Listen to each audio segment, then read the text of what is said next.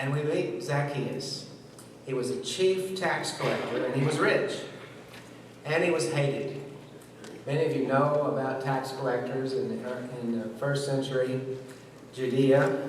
They worked for the Romans to collect taxes off of this occupied people, the Jews. And they were considered, first of all, as traitors to their country because they were cooperating with the Romans and had been doing so since they had conquered them back in 63 BC. So the way it worked, if you don't know, is that the tax collector was given a quota by the Romans. You need to collect this much from the people in your jurisdiction, and anything you get past that amount, you get to keep for yourself. And so that became their profit. I was going to sing. Oh, are you? Yeah, I did think of it. I was going to go back later, but you can go ahead. You can go ahead.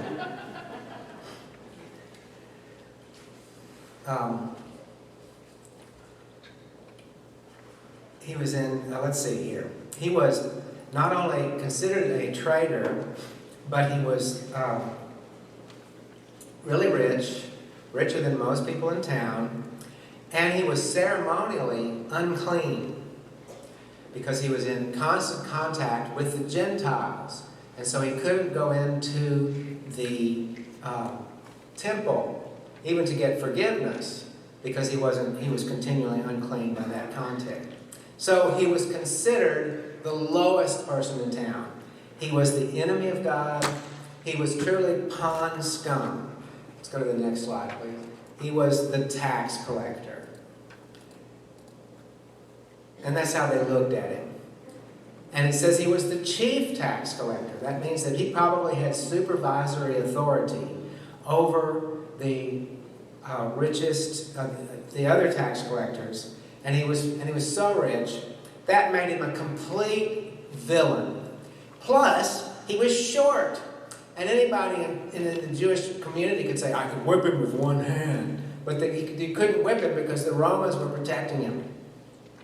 And so it would be very much like someone who was saying, well, I'm going to go, next slide. I'm going door to door. This man in a suit is going door to door raising money. And this is his pitch. He's saying, there's this family in town that's out of work, and the kids are hungry, and their utilities have been turned off, and they're getting kicked out of their house today. I need to raise this money. And you say, of course, let me contribute some money. But why do you care so much? He says, well, I'm their landlord. Now, from that, you know the person's not nice. And that's how they looked at Zacheus.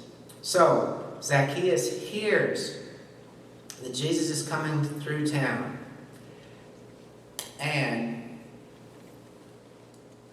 he wants to become a Christian. Let's sing the song now, if you don't mind. Thanks for staying up.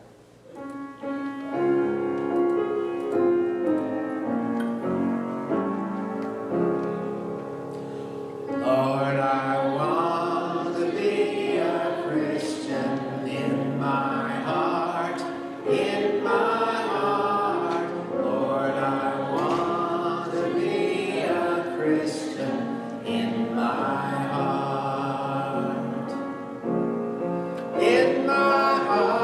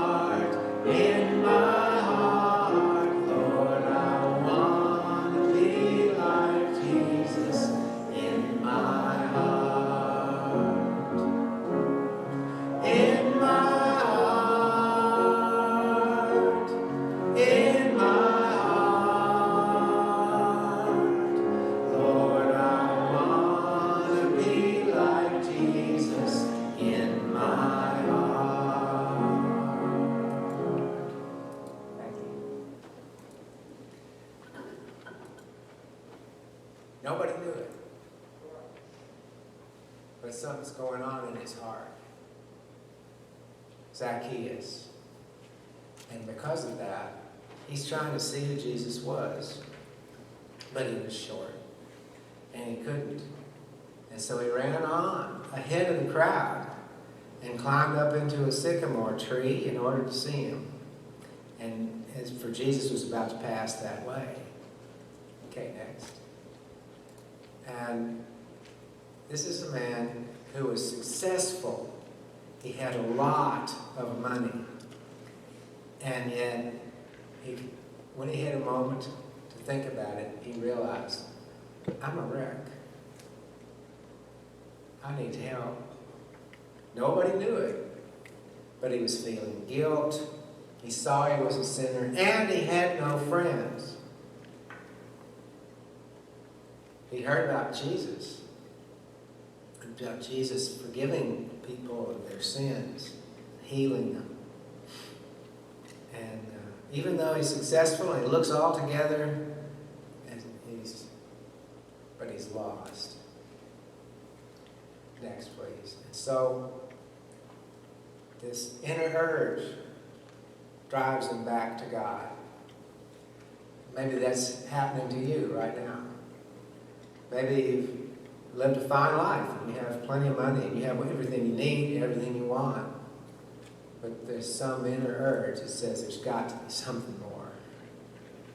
Or you look at the state of our country, and you see the foundations of the country being shaken. And you think, we've got to find an answer. We need help. We've got to do something different. But that's God calling you. In the Methodist Church, we call it prevenient grace. God's grace is calling you and drawing you. Because God was after Zacheus. And he saw the crowd, and he hears their voices, but he hears a deeper voice inside. And gives him this urge. I've got to see the man. I can't do anything else. I just got to see him. I can't see him because I'm too short. So, other than that, I don't think he thinks it through. But he finds himself walking, even running ahead. He's almost like he's being pulled.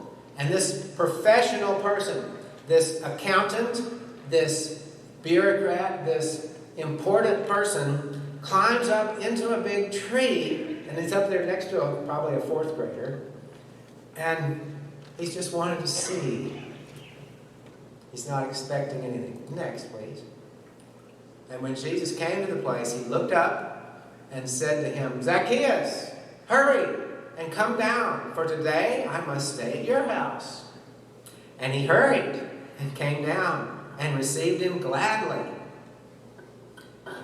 That says so much about Jesus. That first of all, Jesus was given by the Holy Spirit a gift of discernment. He's surrounded by at least 50 to 100 people. And out of all those people, at that particular moment, Jesus realizes and is given the name of the most important person there, who is the man in the tree.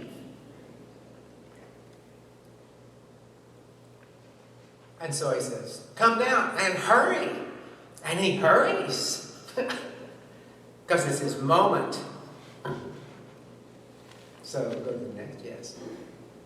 When they saw it, however, they all, and that's all of them, because they all knew him, they all began to grumble, saying, he's gone to the house of a man who's a sinner.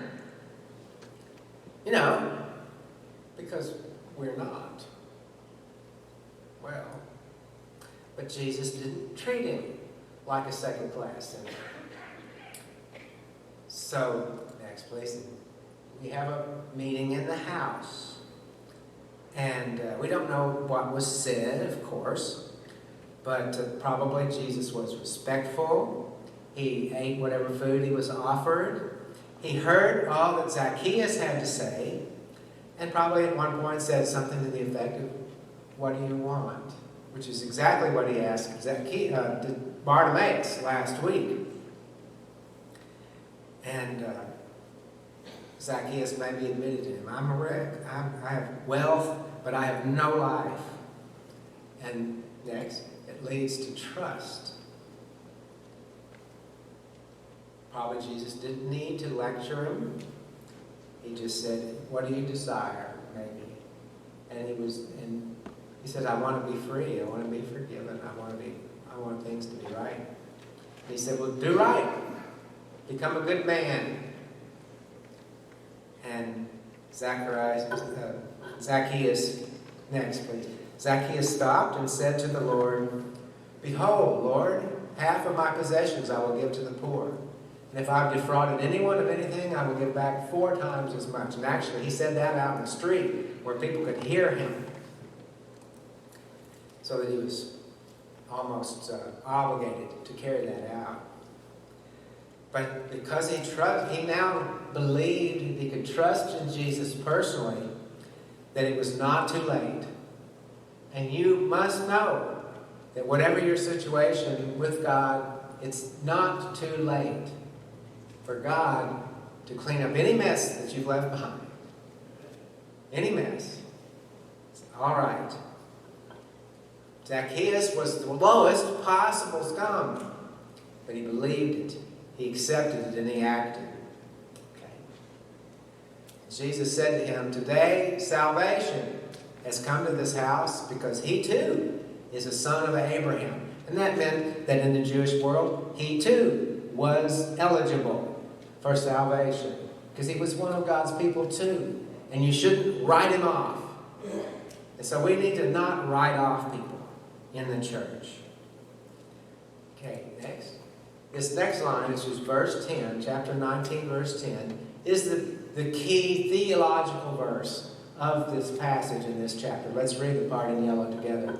"For the Son of Man has come to seek and to save that which is lost."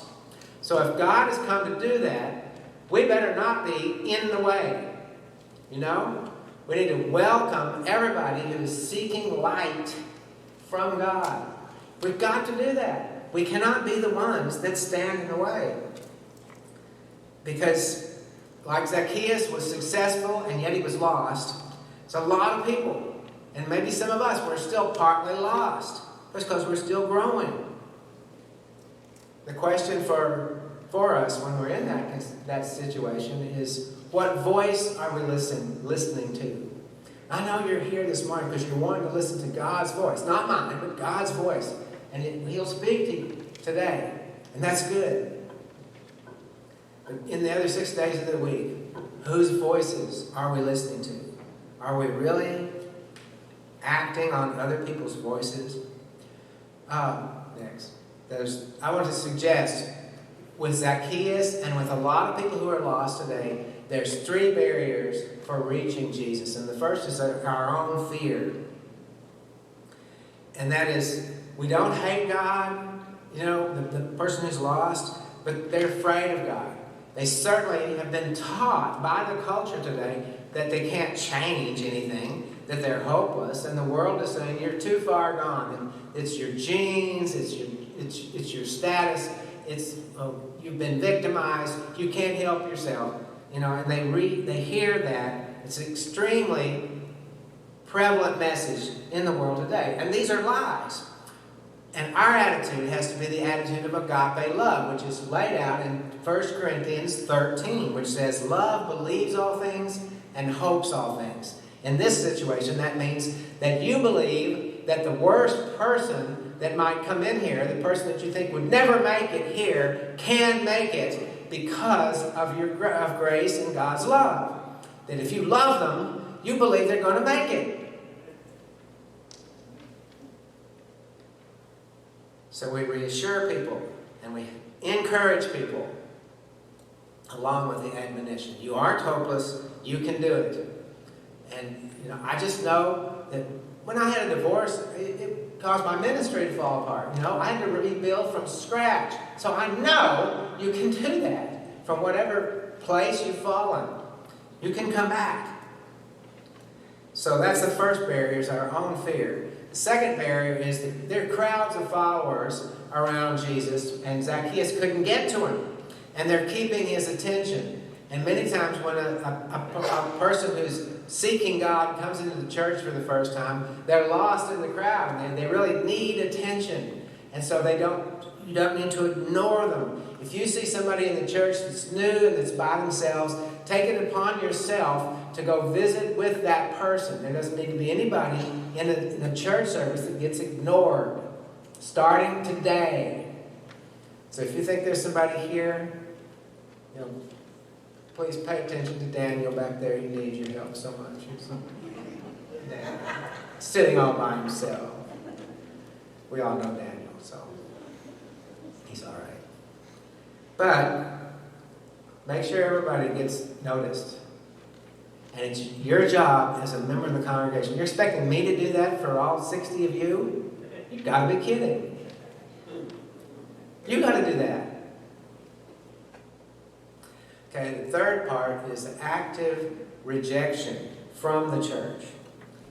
And, there's a lot of ways we can shake our fingers at other people and judge them for things they really did. But we forget the things that we've really done over time, We've got to keep that in mind.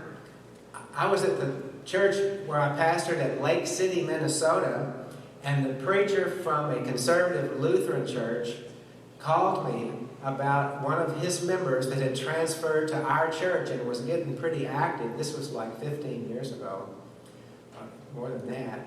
And he was telling me what that member did. Did you know what he's done? And I just listened, and this was a phone conversation. Told God, thanks for your call. But I kept being a minister to that guy. Today, now 15, 18 years later, that guy has a church in his home. He has a Bible study that meets every week with men in his house. And it's probably the most important church in that little town that he lives in Wisconsin.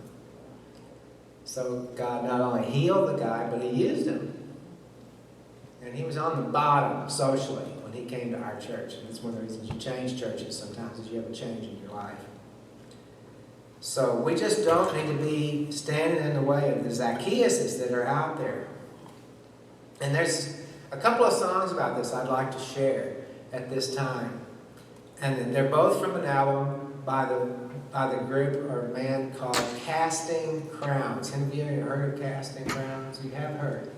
Okay. Well, this first song is about a traveler who comes to a strange church and the reception that the traveler gets at the church. The traveler is far away from home. He sheds his coat and quietly sinks into the back row. The weight of their judgmental glances tells him that his chances are better out on the road. But if we are the body, why aren't his arms reaching? Why aren't his hands healing? Why aren't his words teaching? And if we are the body, why aren't his feet going? Why is his love not showing them? There is a way. There is a way. So like Zach, the person on the outside must overcome, in some churches, the comments, the stares, the whispers, the frowns, even the smirks of people who think they're better than him. And it shows that they're being less than a friend. And there's a line in the next slide again. It just goes like this. Jesus paid much too high a price for us to pick and choose who should come. And we are the body of Christ. Meaning, we are the ones that carry out his will. Let's go to the next one. So I like to describe the Christian life as climbing a hill.